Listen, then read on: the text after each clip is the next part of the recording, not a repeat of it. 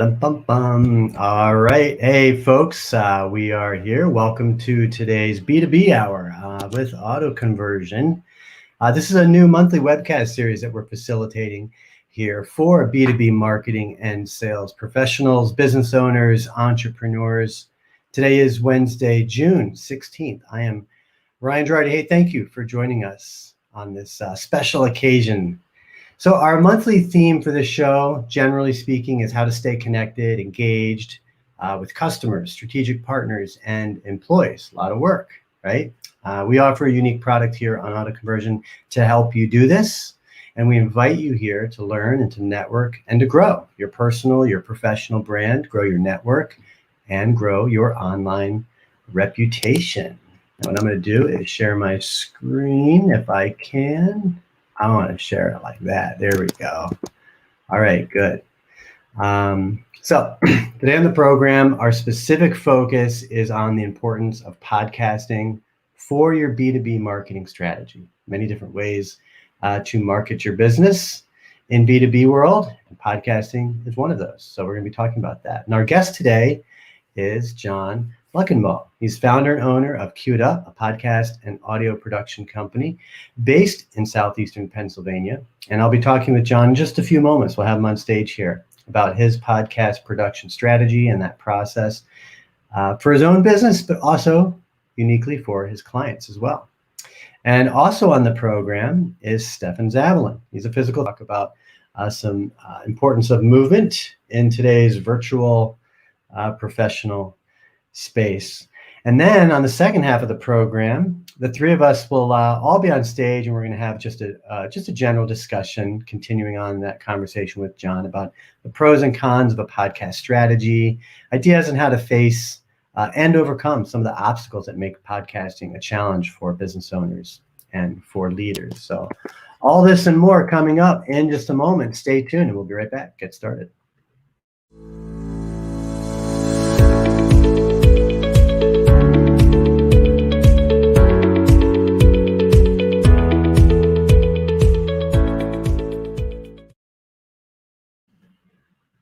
Right, so I'm going to get ready to bring John on in just a moment. And just to preface this, you can see in our blog announcement here, which, by the way, if you are not subscribed to Auto Conversion, go to autoconversion.net and get yourself subscribed via email. It's really one of the best ways to stay in touch with what we do. You might notice we don't do a ton of social media. I do carve out a presence on LinkedIn, and we stream to YouTube. But outside of that, if you want our information, the blog is the best way to get it. And so you want to be subscribed to the blog. And that'll kickstart a process for you as well on how to benefit from our private digital community as a freestanding member, but we also have some paid premium programs that you can benefit from as well. But continuing on here, referencing a survey by Jacobs Media, which actually was brought to my attention from one of John's recent podcasts. It's called Tech Survey. Every year they do that. And but in the survey, of about 42,000 people that are surveyed, what they found this year, which I think we're seeing year after year, is the adoption of podcasting. And so Jacobs Media, their database are radio listeners. And of the 42,000 people surveyed, 38%, that's almost 40% of those surveyed, of radio listeners, are also listening to a podcast at least once a month. And of those surveyed, 29% report listening to a podcast at least once a week, and then 14% listening daily. Now, 14% might not seem like a lot, but this is a sample of, again, people that are opted in to a radio newsletter, basically from the radio listeners. So take that for what it is as far as percentage. I can tell you this: the adoption of podcasting is real, even though it's been around for 15 years. It's still relatively new as a medium, I should say. In fact, I might even be able to bring up some charts that really give you a good contrast of where podcasting is with other mediums. Now, the survey doesn't particularly shed light on the types of podcasts, but here's what I can tell you. If you listen to podcasts, if you listen to one podcast, you're probably going to listen to another, and then another, and then another. And then at some point, listening to podcasts might become one of the primary ways that you consume information. I know it is for me. I listen to lots of podcasts. It's a great convenient way to access some good information. And so that leads to, should you have a podcast as part of your B2B strategy? And no one can really answer that for you. I mean, I think people like myself and John might say, yes, you should. But that's up to you. So that's what we're going to go ahead and do, is talk about that. So John, I'm going to bring you on. Here we go. And I'll bump the screen out of the way so it's just you and me. Hello, John. Welcome to the program. Hey, Ryan. Thanks for having me. Thank you for being here. Now, you are a professional, literally professional. So I don't have to sell you on the idea of podcasting because you're into it. Mm-hmm. Now, you formed your company in 2006, right? Yeah. That's when we first started, and we've grown to 7 core team members with a couple other contractors. I mean, I'm based in Hershey, Pennsylvania, but the rest of our team members are kind of global. So I like to say we work 24/7, 365. Okay, great. So everybody is virtual. You're not in office with anybody? No, everybody's virtual. Yep. Okay, and 7 full-time employees. Yeah. Or okay. 3 At least part-time. Yeah, okay. yeah. Gotcha. So 2006. Here's something funny. I think I had tried to podcast. It might have been 2007. It might have been 2007. I made 6 episodes, I think every other week. So figure what, 12 weeks. And man, when I try to listen to those episodes today, it is painful. But I always wish I stuck with it, because I didn't get back into podcasting until 2017. So what, 10 years later? Yeah. 10 years later. I wish I stuck with it, but you did. That's awesome. Yeah. Well, I mean, to go back in 2006, I actually started Queued Up as a recording studio, and that was the initial dream, was a recording studio. But being in Central PA, the bands are few and far between to come in to do recordings. So the gigs for podcasts and audiobooks just started to grow, and I'd say about 2012 is when it really became the prominent thing that Queued Up focused on was your podcast and your audiobooks. So you were doing audiobooks kind of prior to really getting into podcasting. Yeah, or about the same time. Yeah. Okay. So when did you actually launch a podcast for yourself for the first time, whether it was for you personally or for your business? Oh, well, the first podcast was 2006, like we said, but it didn't become prevalent with, I didn't see too many until about 2010. It started to really pick up. I mean, the first time I launched my own personal podcast was actually this past October with an advisor. We created the Queued Up podcast on podcasting, which is the news of the industry and tips and tricks on just how to make a better podcast. Caught me sipping water there. All right. So you launched your podcast for your business. You said just a year or two ago? In October. Yeah. October. So today is episode 35. It came out. So we release it every Wednesday. And you call that Queued Up? Is that the name of the podcast? Queued Up podcast on podcasting. Queued Up podcast on podcasting. Yeah. Okay. What I want to ask you about is, why did you say, 10 years into having your company, even more? Yeah, right. Like literally 10 plus years you've had your company. You knew about podcasting. You probably listened to podcasts all that time. Yep. What was, explain to us, what made you step back and go, I need a podcast for my business? What led to that? Well, I mean, the thought was always there that I needed a podcast for my own, but it was more getting the processes in line so that I can put more time into it rather than on clients' podcasts. Building out the team, building out processes to be able to have the extra time to, okay, now let's create our own. We have enough knowledge, we have enough expertise, we have case studies that we can pull numbers into and really show people how to podcast, or the best way to podcast. So if just I'm hearing you right, you got to a point where you're like, if we're gonna help people make podcasts and suggest they have one, we should probably walk Have the talk. Yep. Okay. Yep. Yeah. I mean, I kind of interjected that, but I feel the same way. I do Yeah. live streaming, I do podcasting, I do video, Mhm. but like a lot of marketing companies, most marketing companies will confess that their own marketing is the bottom of the totem pole. Yeah. It's exactly what it was. It was more working on the business than in the business until, we started to structure out a team and the processes to be able to work on the business. Wait, did I have that right? Working in the business rather than on the business. Yeah. Yep. So yeah. So launching a podcast, for one, it was, hey, we need to be doing the same thing. Hmm. But you also, can I assume that you also felt that it would help you scale the what would you say, the I say the educational necessity Yeah.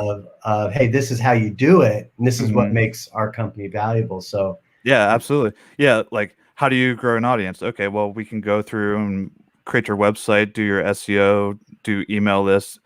Yeah, we can give you tips on how to do that, but that's really still going to be a really huge time suck for a lot of companies where if you don't have that time, well, you can always contact us and we can do it for you. We have the knowledge, we have the expertise, we have the team to take on that work. do you find that most of your clients that are hiring you to make podcasts, would you say that you're doing, if you were to break right to from head to toe, 100% of the work has to be done, right? From concept, design, strategy, Oh yeah. recording, all that stuff. Do you find that you're doing, the bulk of that for them, or is it all over the place? Some you're doing 20% of the process, some it's 75. It is. It's all over the place. It depends on the client, depends on their budget. Some larger corporate clients have their own marketing teams in house, so they're more concerned with the overall audio production of it rather than the growing of their channel. Um, Others, like your entrepreneurs that have so many things going on, they're like, just take it over, just do everything from the scripting to the production to the marketing of it to the hosting of it, everything. And they just want to see it grow. That's all. That's all they're worried about. So when you're in that situation, Mm. like you said, an entrepreneur, kind of a solopreneur, I guess you're saying, who's like, hey, just do it all. You said scripting. So does that mean you have a creative role in that process now versus a Yeah, technical role? yeah, absolutely, absolutely. We have team members that are really educated as far as their as far as scripting, creative process, and some podcasts that we do are more narrative based, where they go through and they can actually create a script to let's see, first maybe like an interview would be recorded, and off those interviews maybe you'll take like 4 or 5 segments off of those, like 30 to 45-second clips, but then we can weave in a script that we can weave in those segments, make it more story based and interview based, just something that's a little bit more engaging for your audience. Now, what kind of podcasts are you doing for clients? Give us an idea of what types of podcasts you do. Is it Mm. what types of businesses? I peeked, so I know that it's quite a variety. But share It with is. us It from is. your It is. vantage point. Oh, okay. We have a couple law firms that we do podcasts with. Let's see here. We have a couple other marketing agencies that we white label with. Um, Entrepreneurs. We have let's see here, cybersecurity client that we do podcasts with monthly. We've done internal podcasts for the Hershey Company and for Penn State Health.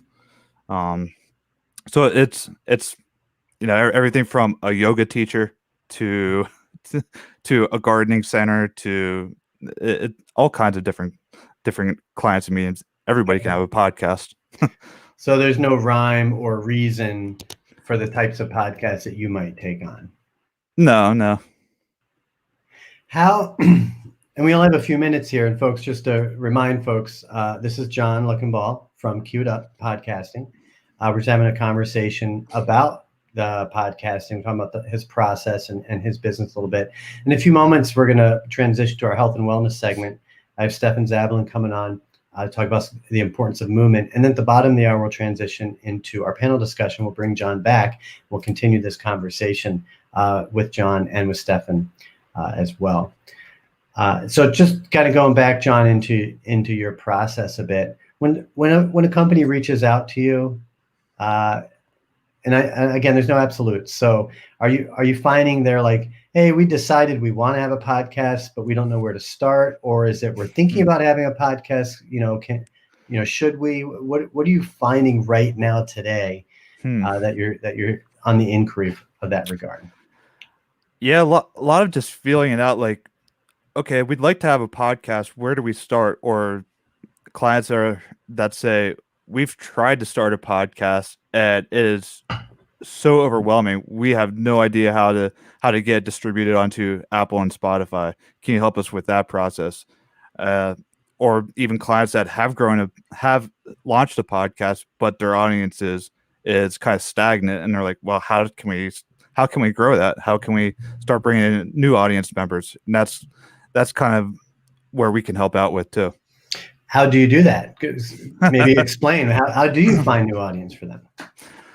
There's several ways that we can do that. I'd say the biggest place to start is your PR and cross promotion, just getting on to other shows, guest appearances, cross promotion through showing up on podcast apps as a featured podcast, doing email marketing.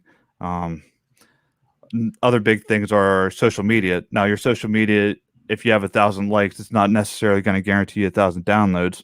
But just to create a community, create engagement on social media will definitely help with discoverability and brand awareness of your podcast. And another big thing is definitely SEO on your website, on your show notes, things like that. Placing keywords that people can find it through search engines and come to your podcast. Share something with me. I'm going to actually use your site as an example because I see you have here on your site. I can play your podcast, but you just mentioned the SEO benefits. And so my initial thought here was, because I was trying to see like the rest of the title and I could not figure that out. So I'm assuming that there is all I can do here is play. So I don't see any SEO benefit here. Can you explain using your podcast where the SEO benefit is for you? Right. This is actually our old website. Our new website that we actually have our own podcasting page. So if you go to mypodcastagency.com. I hope it loads because when I tried initially, okay, it's loading. There you go. Good. And if you go to the podcast page there. Okay. Then underneath you'll have your each separate page for each podcast. Now this is the best way to do it. So now you're going to see your whole episode title, and if you click onto that, go here. Right now, where you go in, this is formatted for your SEO with your headers and tags, and then you got your time codes and everything, and below that you have your links. But within each of the bold sections, we have the SEO terms and things that'll rank for each episode. So was this missing on your prior website? It was. Okay, because I'm like, I can't find it. And I agree. I think there's an SEO benefit. Yes. Oh, now, yeah, absolutely. Is this copy that we're seeing, is this automated, like automatically generated, or is someone taking the time to do that? No, that's one of our team members. Our lead marketing and content strategist does the show notes and a lot of the keyword research for the podcast. Okay. Good. And I think what I'd like to do when we come back around for the panel discussion is just pick up kind of where we're leaving off here. Yeah. Now, I'd like to get into the process because one of the things I'm always thinking about for myself and for our clients and partners is the ROI, right? Like you said, it can take a lot of time. And I find the more you get into podcasting, the more time it takes because you want to keep making it better. Yeah, it's a rabbit hole. Yeah. Yeah. A lot of times it's like, hey, I did a Zoom webinar and then I turned it into an MP3 file and uploaded it as a podcast. That's easy. It took me 15 minutes. Right. But there's so much more to the mix. Yes. Yep. It really is. So, all right. Well, good. So John Luckenbaugh, everybody, from Queued Up. You can go to mypodcastagency.com. to check out his website. And what we're going to do is transition real quick over to Stefan for our health and wellness segment. And then we're going to bring John back on with me and Stefan, and we're going to kind of pick up where we left off. So John, thank you, and we'll look forward to talking in a few moments. I'll see you soon. Yep. All right, so we're going to transition over here to our health and wellness segment. I'm going to bring Stefan in here. Let me just get the screen squared away, and we should be, there he is. Hello, Stefan. Hello. Pleasure to be here. Thank you for being here. Remind me, you're dialed in from? Nashville, Tennessee. Nashville is a trick. I knew where you were, but I wanted you to say it. I love your backdrop. Looks good. Is that, are you green screening today? I am green screening today. That's why it's so beautiful. Okay. I kind of got the sense like that is like immaculate. It looks good. I don't want to hijack our time. I carve out 10 minutes for this segment. So, we're like approaching halfway into that. So we'll go a little bit over. But Stefan's here to lead us on the importance of movement. And I don't know what you have in store, so I'm going to let you run with it. And then Stefan's going to stay on with us for continue the conversation with John. So the floor is yours, Stefan. Sounds great. So overall today, we're going to cover two major points of general posture and your desk setup.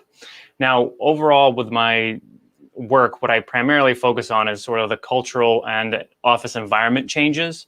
So we're going to kind of condense some of those things with being sort of the habits of the culture in your posture and how you keep yourself, and then your desk setup in the sense of how do you sit at your desk so that you can maintain a good posture, relatively speaking. The question that I get by far is, what is bad posture? How do I get away from bad posture? It's a misnomer, actually. There's no such thing as good or bad posture. There is such a thing as being in a posture for too long, which could be bad for you. So that usual posture of us rounded, head forward, if you're staying in that posture for a long period of time, that is bad for you. But the posture itself is not inherently bad or good. So that's just to get people out of that mindset. The other part that I definitely want to touch on is that people immediately go and think, okay, I have these special exercises I'm going to do. So as a physical therapist, that's what they expect. I'm always going to say is go do exercises. From my clinical experience, as well as just talking to human beings, people don't do those exercises.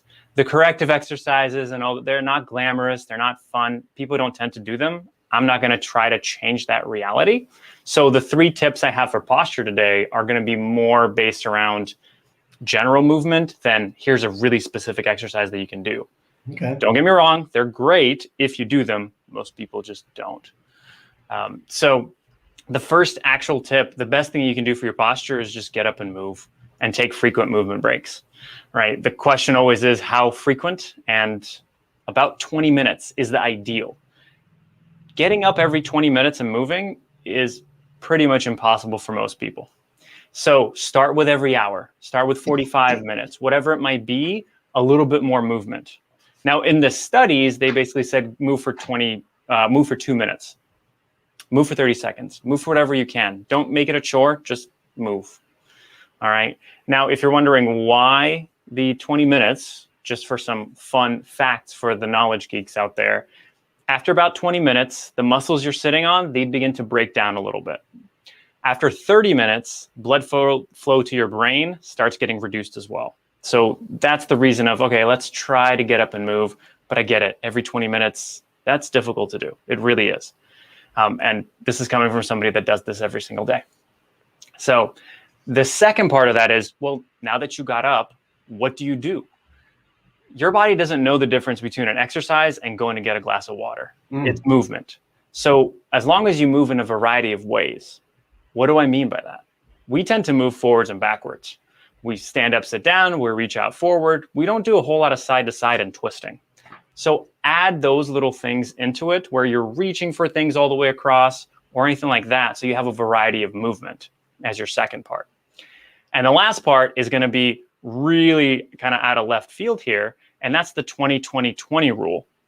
So the 20-20-20 rule states that about every 20 minutes, going back to the taking a break, you should look at a distance of 20 plus feet for 20 seconds. So 20, 20, 20. Now, this is actually for the muscles of your eyes. So you have little muscles that control the lenses in your eyes, and they focus them in and out. We spend the vast majority of our time up close. We look at our computers, our phones, books, food, all of it is within arm's reach. So everything is up close. Allowing those muscles to relax by looking further away gives you that reprieve, so you're not having that eye fatigue and eye strain that people get from months and years of office work. So to recap all of it, the first part is try to take a break about every 20 minutes, but I know that's unrealistic, so maybe try it for an hour or so. Come on, people, you can do it. You could do it. Variety of movement. It doesn't matter what it is, just throw in a variety of it. And just look out of a window every time you're getting up, or you can look down a long hallway. Mirrors also work. If you have a mirror 10 feet away from you and you look at yourself, that's 20 feet put together. So those are your 3 little movement tips. This is awesome. The last part. Oh yeah, go please. ahead. Because I want to interject, but I want to let you roll. Go ahead. The last part, I just want to give you a quick setup of you come up to your desk. Most of us are doing sitting. I know I'm standing, but trying to lead by example. So when sitting, how do you set yourself up? What are the little steps that you take to make sure that you're sitting in the best posture possible? I could give you postural exercises, but you could hold your posture up, and then after 30 seconds, you're back into this posture from your work. So that's not going to work. The 4 steps are: elevate your monitor up to eye level, sit all the way back in your chair, scoot your chair up all the way forward, and prop up your feet. Propping up your feet is the one that people do the least often. Okay.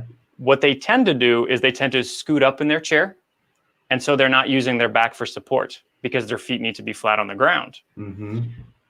So by doing the propping of your feet and sitting all the way back, you're letting your environment support you as opposed to trying to use your muscles and support yourself for the 8, 10, 12 hours that we might be sitting throughout the day. I've got a pile of textbooks that I use to prop my feet up. Please don't tell my old professors. Yeah. They might not be happy about it, but that's the general easy way of doing it. If you let your feet dangle, that's going to pull at your back and your hip muscles, and that's just going to cause more strain. What about in that position? What about the idea of is it bad to be twisted, or do you want to straight, or does that not matter? That's a good question. So do you have multiple monitors? I do not. You do not. Okay. So a lot of times what people will find is if they have more than one monitor, they will automatically twist to the monitor they tend to prefer. And so if you're spending too much time in that position, you can cause yourself an imbalance. So being twisted is not bad, but make sure that you're even. So if you tend to twist to the right, make sure that every now and again, you twist a little to the left as well, and you're not always stuck in that one position constantly. Good question. Well, yeah, I mean, it's funny. Of your 3 points on posture. I mean, the frequent breaks, right? Movement breaks makes sense. I mean, I don't do it every 20 minutes, but man, there's times I'm like, I just got to walk around. I just got to stand up and walk around, and that's very, very real. The variety of movement is pretty key. It's like you said, your body doesn't know what is exercise and what isn't. It's just movement as far as your body's concerned. So, like you said, getting a snack or a beverage. Or maybe clean for 5 minutes. Put something away could be good, right? That's what I do. I love now that I have my office and studio out of my house, because I do take those breaks. I'll do things like I'll fold laundry or do dishes, right, as a break. So I think that's very real. But the 20 feet away, I mean, I have never heard that, never thought of that. So just so I'm sure, because we're like you said, we're usually within a foot to 3 feet of everything we're looking at intensely. So you're saying every 20 minutes, spend how much time looking at something 20 feet away? 20 seconds. 20 seconds? Okay. Yep. 20, so 20, 20. Said, look outside, right? Just walk daydream around. a little bit, think about life, the universe. Yeah. Whatever it takes. All right. This is really good stuff. And folks, this is why I'm doing this, because I've learned, this is all personal for me. I've learned that if you don't take care of yourself, you will crash and burn. We've all been there. We hit fatigue, we hit burnout. I'm sure we've all been there. Most of us have. If you haven't, then hey man, you're in for a pleasant surprise, because it'll happen. But these are some good preventative ways to avoid that. And these are very real. And you will perform at your best by taking care of yourself first. I think that's so forgotten. Would you say, before we bring John back on, would you say that the pandemic did bring a greater sense of self-awareness for mindfulness and health and wellness, just generally speaking? Would you agree that you've seen that? I would agree greatly. I think it definitely brought a lot more awareness also to mental health.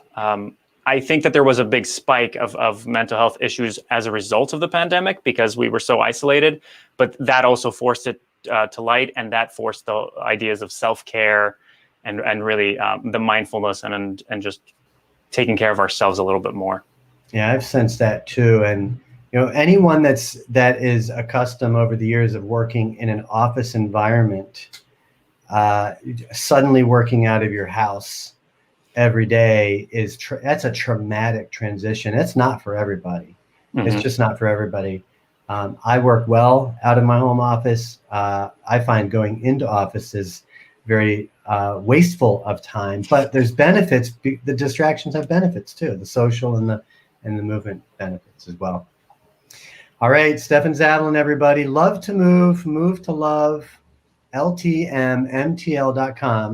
You can check him out. He's got some videos. You can book sessions with him. And Stefan, thanks so much for putting this together and being here for us. Yeah, absolute pleasure. I love talking about this. Well, you have to if you're going to do it, right? You're going to do it. All right, let's bring, John back on here. And we're going to switch to our audio-video pros discussion. And, I should take a quick moment, folks, just to put this out there. Let's see. I've got it. Hold on. There we go. I want to go right. Oh, I hit the wrong button. I got it right here. No, I messed it up. All right. Anyway, I'm going to bring it up. Where am I? I'm right here. We're going to bring this up so you can see John and Stefan there. But what I want to let you folks know, if you go to autoconversion.net/grow, or you could just click on grow right there, you'll see we have several different, what we call mastermind groups.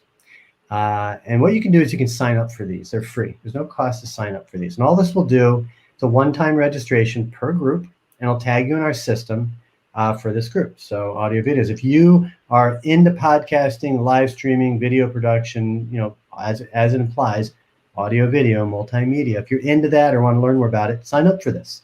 It's a one-time registration. All they'll do is allow us to notify you when we have discussions like this coming up. We do them on different shows at different times, and this is one of those programs where we do that. There's no cost to sign up and do that, but that's how you can be in the know and be part of this community. There's other mastermind groups. You'll also see B2B marketing pros as well. You can sign up for more. Once you register, you'll get an email, and every time you get an email from us, there's a link that says, go here to manage your preferences. And at that point, once you do that, you can just add and remove yourself from any of our groups. There's 5 different automotive ones. We have a professional speaking program, and we're launching a new one for business owners and leaders called Jolt Business Vision. So that's something to look forward to as well. So go to autoconversion.net/grow. All right, gentlemen, we're going to switch into panel discussion mode. It is the 3 of us. We've got about 25 minutes. John, I want to just segue. What do you think of Stefan's tips for us today? Stefan, they were incredible. As much as I hear from my wife about my bad posture, the tips are excellent. I can't wait. I've already started to use them. I've already sat back on my chair. I got my feet propped up. It's all good, right? I am encouraged, Stefan, that you said there's no such thing as bad posture, because yes, I remember my mom always nagging me about, good posture. And to this day, when I walk, I'm like, so I'm encouraged to hear that, I haven't been destroying myself through posture alone all these years. That's good to know. Okay, then let me invert this. So Stefan, I'm assuming you're okay with me sharing this. You've recently got into the movement coaching business, coming from physical therapy, and so now the burden's on you. How are you going to promote your business, right? How are you going to get the word out there? You and I had a conversation about what you're doing now, but after listening to just the short conversation with John, was podcasting on your mind, and did any of that conversation, what's your takeaway from that conversation? So podcasting has definitely been on my mind, and I am one who enjoys podcasts immensely. Mm-hmm. I tend to use them more for entertainment than education. And lately I've switched more to audiobooks. So I went in the reverse order, John. He went audiobooks, podcasts. I've been doing, but I know that that's almost definitely in my future, simply because I love the medium so much. But I definitely have this issue of, it feels like a lot to do myself. Yeah. And my business coach and I had this discussion of where, when you start your own podcast, you have to grow that audience. And like John was saying, some entrepreneurs, they just want to say, you do the whole thing. I just want to see the numbers grow. So there is a portion of that. And so the question is, if I get on other people's podcasts, they have an audience and I can sort of spread that. Would that be a more beneficial thing for me at this juncture than starting my own? And so those are the kind of thoughts that are going through. About the SEOs and the transcription and timestamping, I was thinking, man, I should get on this sooner rather than later, because there's definitely, it sounds like, a lot more benefit than I would think. You and I, Ryan, discussed blogging. And so this is kind of furthering that. It's saying, okay, it's going to bolster all those efforts even more so. So overall, I was really inspired by it, because I was thinking, okay, yes, you need to do this. John, real quick before you answer that, I want to draw attention to everybody's. I want to draw attention for everybody to the title of the post I put together today, which is how important is podcasting for your strategy. And I specifically worded it that way for the reason that Stefan alluded to. You can launch your own podcast. That's a strategy, is having your own. But you can also get on other people's podcasts. That is a podcast strategy as well, is showing up on other. So I just wanted to point that out. I think it's a great question, Stefan, which is, what's a good starting point? And yeah, getting on other people's podcasts is a great way to go, as John was saying. So yeah, John, go ahead and respond to that. But thanks for letting me just point that out to folks. Yeah. So Stefan, I think podcasting, it doesn't have to be the only thing in your content strategy, like you were saying with the blogs. I think it definitely needs to be a part of your content strategy. But the best way to grow a good way to grow your podcast is to combine that with your blogs, to combine that with your social channels, to combine that with your website. We currently have another client that is in a similar field, like a fitness coach. So of course we, producing the podcast for them, but also creating some social content for them. It's a very intimate way to get involved with your community that you're building. I'd say, as a B2B, the three goals for a podcast would be to reach your ideal buyer, to increase your audience growth, and then also, which I think is something that you're looking for, Stefan, is to increase your thought leadership or your industry authority. Guesting on other podcasts is a great way of doing that to start off, but having your own podcast is also a great way to do that, to create the value content for people to consume. Does that good? Yeah, I'll add to that, just to get really specific. When you go on other people's podcasts, everyone approaches their podcast differently. So as we saw when I was looking at John's old website, I couldn't find the SEO benefits, whereas his new one you could. I was on a conversation with someone the other day, and I said, "What's the website for your podcast?" And the person I was talking to was like, "What do you mean?" Like, she didn't like there. And maybe there was a website, but she didn't know, or maybe there just wasn't. I don't know. I use Libsyn, and it includes a website, right? But I'll point out this, that it's a separate website from my website. So now I'm splitting traffic. Right. When you go on someone's podcast, the SEO benefit, I think, is if people are searching for you personally, they're likely to find in search all the podcasts that you've been on. Mhm. But if they're not searching for you personally by name, that won't happen. Let's say they're gonna search for the importance of movement, in your case, Stefan. Mhm. Well, they might find some of your podcast, but it's gonna lead them to that podcast website and not yours. So that's a trade-off there. Yeah, it's more work to have your own podcast, but the benefit, you're in control of you have more control of the benefits of things like SEO that come with that. So I think it's a good question. A question actually sort of for both of you as sort of this newbie. I definitely understand the benefits of the SEO if you're able to transcribe the entirety of the podcast, because the text it's able to pull from that. But do you feel like there's a benefit to having video versus not having video on a podcast, since that doesn't really apply to SEO entirely? What are your thoughts on that? Oh, video is definitely probably the from what we see, video is definitely highly engaging, more so than even your audiograms. I'd say like our main content that we put out for podcasts on social is your video highlights, your audiograms, and then there's things like we pull quotes and we create like a static image with a quote on it. The most engaging is definitely your video, followed by your audiogram, and then your pull quotes. People tend to stop and actually watch your video highlights and your audiograms.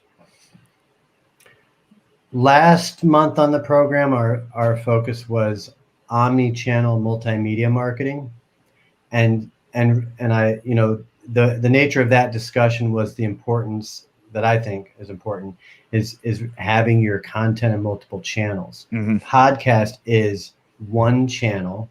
Yes. Audio, it's on demand. So typically a podcast is synonymous with on your phone, on demand. Unlike radio, where it's just constantly going, what I like about podcasts is when you get out of your car, it pauses, right? And then it picks up where you left off. And then there's the SEO benefit if the podcast has a website, right? But to answer my response to you, Stefan, is the reason omni-channel is important. So video is a medium. And there's times when we do want to sit and watch a video on our phone or on our computer, but there are times when that's not practical, right? Maybe you're, I remember like if I take my kid to practice or something, right? Well, I could sit there and watch a video on my phone, but I'd probably want earbuds on, but maybe I don't want to watch a video, right? Sometimes reading is more handy too. So I think to answer your question, the answer is, you have to think about the omni-channel aspect and where podcasting fits in, because there's benefits to the multiple channels.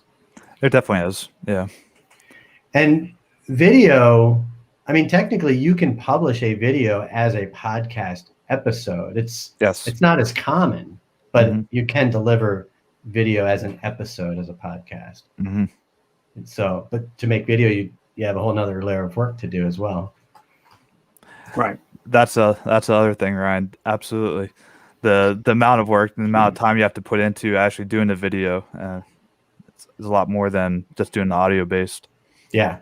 Like I don't think I'm subscribed to any podcast that deliver via video, because for me, the reason I like podcasts is that I'm not tuned into my phone. I'm just listening. I'm either exercising or driving typically. To listen to those. But I think that leads to a good subject or talking point, which is ROI, right? Because it's time. In your experience, John, this is a loaded question, but how much time should someone should an entrepreneur, a solopreneur, or a company, how much time should they consider they're going to need per episode? Oh man, I mean, it's hard to answer, right? But it is. I mean, sticking on just a production of an episode.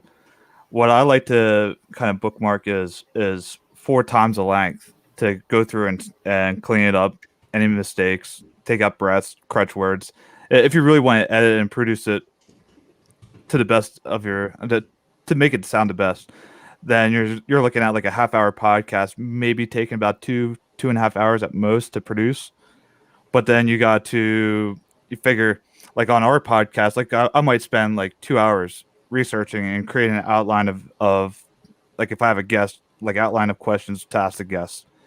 And then after you do your outline, after you do your production, then of course you got, if you're doing show notes and creating any social content to market it, that could be an additional, I don't know, 4 or 5 hours. So to do like one episode properly, 8 to 10 hours at least. Well, I think it's like you said, 4 times the length of the podcast. Yeah, is a good estimate.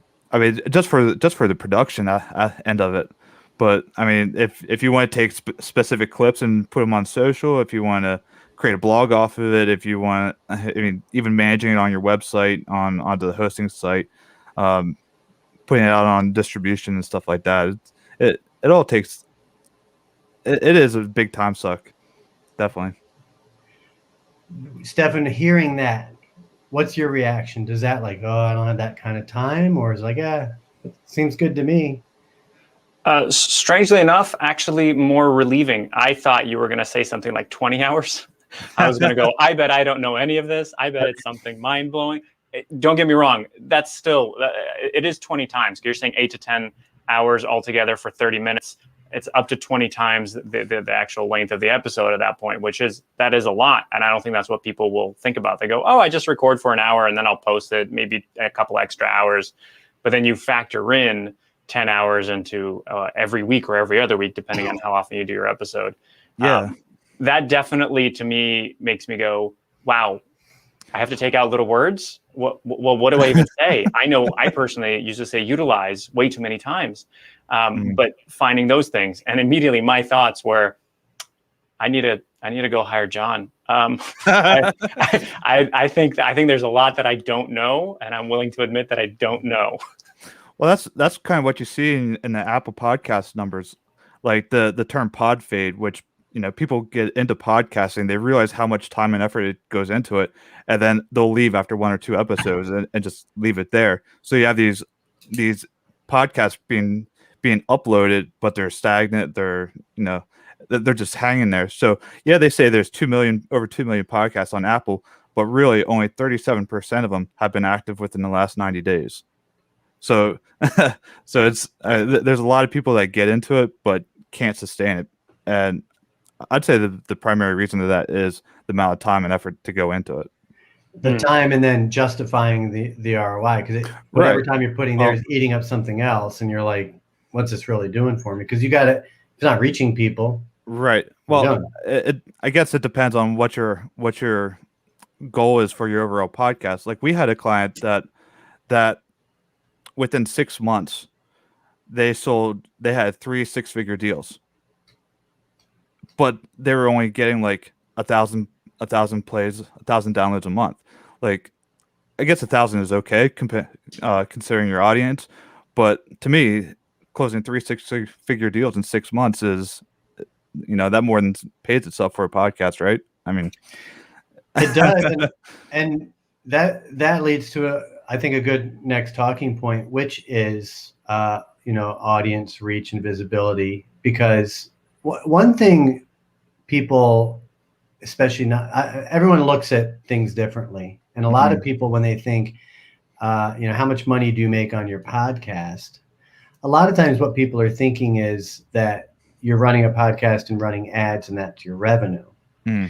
But in a B2B strategy, I like to use your blog as an example, right? You don't say how much money is your blog making you. Right. What you're looking at is what's your blog accomplishing. Typically what your blog's accomplishing is it's getting subscribers and getting website traffic through SEO. And with podcasting, what is it accomplishing? It's reaching more people with one effort than you can't do one-on-one every time. So you're reaching, just like we're live streaming here, like you can't reach, it's scalability. So I think, obviously depending on the size of the business, but if you're getting 1,000 downloads, okay, well, how many episodes are you doing? Is it 1 a month? Is it 2 a month? Is it 1 a week? If it's 1 a week and you have 1,000 downloads, you could say, okay, there's 200 to 300 people that are listening. Well, if 200 to 300 people hear your message on a regular basis, that's powerful. Yeah. So you don't need to be deterred. I don't want to say no listeners is good. My rule is, as long as you see the number going up, you're doing something right. Yeah, absolutely. 100%, Ryan. And if you see numbers going down, it doesn't mean you're doing things not right.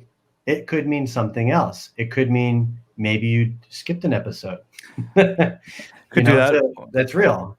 Or even that's where your website comes in. You can see where everything is going. You can track your analytics and you can adjust. Say, okay, let's stop spending so much time on social. Maybe we can repurpose your podcast as a blog, and maybe that would reach more people. Or it's a constant changing strategy just to keep your audience growing. I would argue that consistency is probably one of the most important aspects to a podcast. Oh yeah. And when people talk to me about doing a podcast, I'm like, all right, well, I would argue that once a month would be about the minimum, because anything less is going to be hard to really get people excited. It sounds like you agree. Yeah, absolutely. Once a day that if you're doing it daily, that you better be making, your podcast better be making money through ad revenue. Daily's tough. Yeah, daily's tough. We have a couple daily clients, and it's tough. That's a lot. That's a lot. But weekly or bi-weekly, I would argue, weekly's a lot too. It's a big commitment. I struggle to do it weekly. Bi-weekly's I think that's pretty attainable for most of us, is bi-weekly. Yeah. And then there's the process. It's not just the time to make the podcast, the episode, but the content, the recording. So if it's we use live streaming for our recording sessions. That's what we do. Occasionally I'll do like a pre-recorded interview that's not live streamed somewhere, but typically we're live streaming mostly so that it's like I call it a live studio recording session. Like when you watch a sitcom, it's like, this was taped before a live studio audience. It's like, that's what we're doing. We're live studio audience. But this is time. This is time here, that we're all putting in. And hey, I'll take the moment since we're wrapping up. One of the great things that I said at the beginning for Auto Conversion, we do a unique product is this is what we do. We invite people that want podcast material, video material, themselves on video and in podcast. And we facilitate these conversations because the recorded file here can be repurposed for, for both videos and for podcasts as well. And so if you're going to be a guest on a podcast, how common is it, John? I don't know. How common is it when you're a guest for the podcast owner to say, here's the file, you can go do what you want with it? Or do you see that much, or is that not common? No, I'd say that's the thing that should be done. Like after you're done with producing an episode, to post, well, at least the social content, if you're creating social content off of that, or any promotional content, to pass that along to the guest to help with the cross promotion of your podcast. That is a easy way to grow your audience. I definitely recommend that. So Stefan, how about now? You have any other questions for John related to this? It feels like your brain's churning, so I'm just trying to see what's going on there. Always. No, I was just thinking a lot more that you read and you interact with entrepreneurs and how business is progressing, as automation seems to be the general thought process of how can we more automate various processes. And obviously I can see the appeal of saying, hey, just do this podcast, do the scripting, can you just do the whole thing for me and all of that. And I'm wondering how feasible is it? And is it ever done to where you kind of batch record a bunch of episodes where you just spend maybe like a month and then you have the episodes for the year? Maybe that's too exaggerated of a timeline, but how feasible is it? Do you feel like the quality suffers? Any thoughts on that whole idea? No, that's what I was going to suggest to you, Stefan, is we have clients that will go into the studio, we'll have a 6 to 8 hour recording session, we'll come away with like 4 or 5 episodes. Mhm. And they'll be, I mean, if it's for a weekly podcast, then you got your month's worth of episodes. It's definitely, I mean, to book out one day rather than an hour each week or 2 hours each week to do it is definitely beneficial if you're low on time or short on time, I'd say. That's a good point. Yeah, do a extended recording session. You have like you said, a month's worth. Mhm. I personally don't take this approach, but some people plan out the whole season, right? Yes. They're like, okay, we're Yep. gonna have 10 episodes this season, Mhm. and they have 1 or 2 recording sessions. They kind of visualize and lay it all out, Mm. and Yeah. then go into production. Would you say that's less common in your world, John, or is um to actually go and script out a whole season worth of episodes before you start, I'd say it's less common. yeah. But I love those clients that do. They're really organized, or allow us to help them with the whole process of scripting it out from the beginning. Mm-hmm. Do you have to help people come up with ideas and themes for the structure of a podcast, or do you have like a standby structure that you think works in general, and you tweak it per customer, or are you starting from ground zero every time?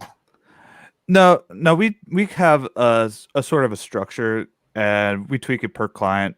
And that's, whether they want maybe they want like a highlight at the very beginning of the podcast, and that might be different than coming in with the intro, then like a buffering intro, and to your main segment, to like a mid-roll ad, back to your main segment, closing. Is that what you're talking about, like a structure of your show? Yeah, like I know for me, I have a general structure, but Mhm. I mean, if you listen from episode to episode, there's going to be variations. It's Yeah, not yeah, like it's not a rubber stamp, but I have a general structure. yeah. I'm listening to a podcast more recently. It's a daily news podcast, Hmm. and it's kind of like I kind of like that structure too, because Yeah, it's interview driven. But they started off with the headlines and about 3 minutes of news items, and then they go into the interview, and then they go into like some miscellaneous stuff. And I'm like, that's a yeah, good formula. I like that. yeah.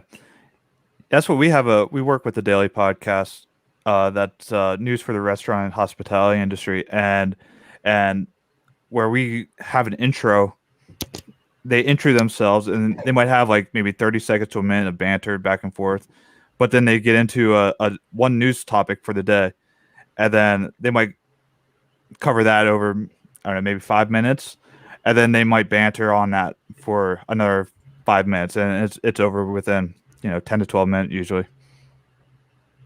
Yeah, and these are all things, Stefan, that like when I talk to people about their podcast, ideas or strategy, it's like, and John, I think you and I relate in this way. It's like we think of all the possibilities and the nuances and the granularities of it, Yeah. right? And yeah, as you get into producing your own podcast, you want to make them better, and you really start becoming I think professional about it. Hmm. And that just again adds time to the whole process. Hmm. Well, gentlemen, we're out of time, but I think we got a good conversation Yeah. on the subject matter, and I do appreciate both of you taking the time to be here to do that. Stefan Zavalin, everybody, from Move to Love, Love to Move, Move to Love, and John Luckenbaugh from Queued Up Podcasting. You can go to mypodcastagency.com for more information there. Gentlemen, thank you so much for being here. Thank you. Thanks, Ryan. Pleasure. Yeah. Thank you. Thanks, Steve. Thanks, Stefan. Cheers, John. All right, so we're going to let our guests go, and it was a good conversation. And this is what we do here on Auto Conversion on our website. So subscribe to our blog, subscribe to our YouTube channel, and you'll get subscribe to our blog. You'll get email. We put this stuff together leading up to these events. We're going to do this every month. This is our 4th episode of the B2B Hour here in Auto Conversion. If you subscribe to our YouTube channel, you have the ability to tune in live to the program as well. And if you want to, kind of apply these ideas, apply these best practices, learn more about them, meet people like John, and Stefan for these things. Go to autoconversion.net/grow. That'll bring you right here. I was saying this earlier in the program. We have multiple free mastermind discussion groups that you can participate in. You can go ahead and register for any one of them. Today, our discussion groups for audio video pros and B2B marketing pros.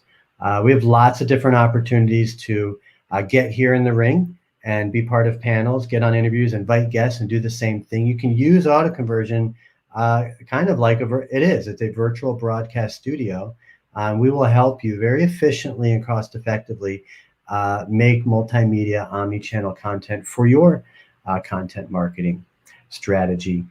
So again, head over to autoconversion.net/grow for more information there. I am Ryan Girardi, and thanks again for tuning in to the B2B Hour here on AutoConversion. I'm going to go ahead and wrap up. We'll be back next month. Check our programming guide for specific dates. And of course, feel free to reach out to me with any questions. Appreciate everyone tuning in, and thanks again to John and Stefan. Have a great rest of the day and a great rest of the week, everybody. Take care.